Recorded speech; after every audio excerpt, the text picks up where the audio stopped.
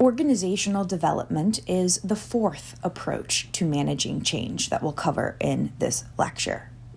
OD is a collection of change methods that attempt to improve an organization's effectiveness and employees' well-being. OD professionals are experts in change.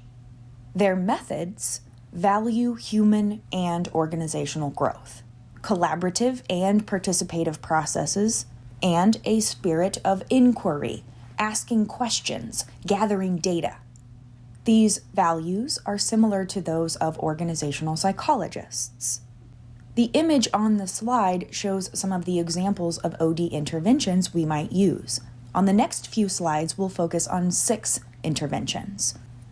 The first OD intervention is sensitivity training, or T groups. This refers to a thorough yet unstructured group interaction. Participants discuss themselves and their interactive processes. The training is usually facilitated by an OD professional. Generally, participants learn by participating and observing, not by being told what to do or what to think. Although these types of training are less popular today, they are still worth noting from a historical perspective. T groups were one of the original OD interventions. It is a term that you might hear people use in the field. Surveys are another option. They can be used to measure people's perceptions of the need for change, the concerns they have about planned changes, and some of their ideas for how to make the implementation process a bit smoother. The data can then be analyzed by work group and used to provide feedback to that work group. It can help a manager, for instance, realize that their employees are struggling with a change and need additional assistance.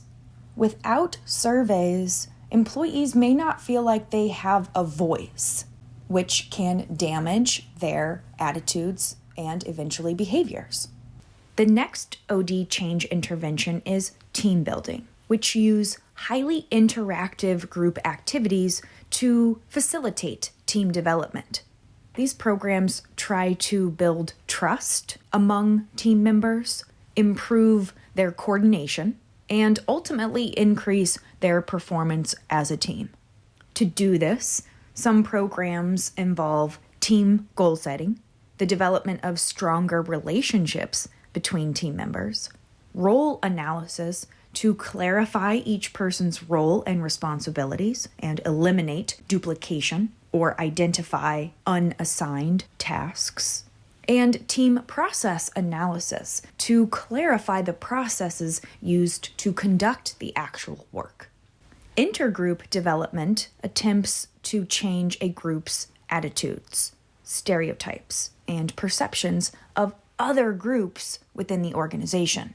These training sessions might focus on the differences between occupations, departments, or divisions. If 2 departments are not working well together, for example, this type of intervention might be useful. The ultimate goal is similar to team training, helping 2 different groups or teams work together. Process consultation is yet another change intervention. This is one of the most popular strategies used by OD professionals. By using this process, we help people help themselves.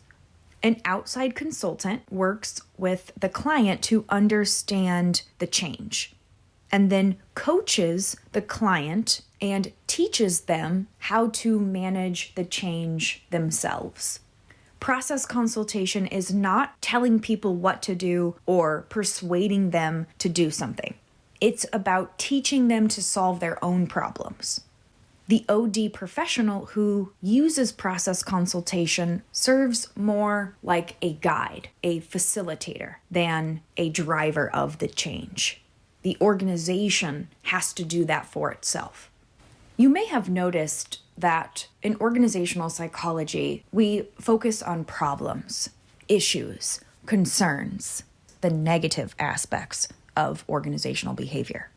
The last OD intervention we'll learn about here is appreciative inquiry, AI, an intervention that brings to light the positive rather than the negative. The process consists of 4 to 5 steps.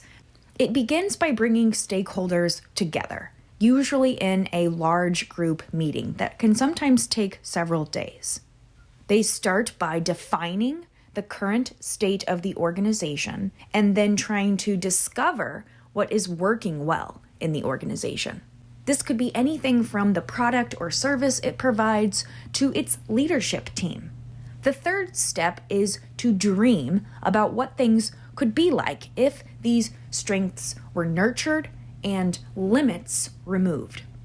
Then the group works on their design for the change initiative and how the organization might implement it and function afterward. The process ends with identifying the specific actions needed to realize the organization's destiny. Through these 5 steps, the organization identifies a way to leverage what it's doing well as it makes a change. In this way, the organization doesn't lose its competitive advantage as it makes the change. Keep in mind that there are hundreds of OD interventions available to change agents. Choose the one that best suits the goals for the change as well as the context of the change.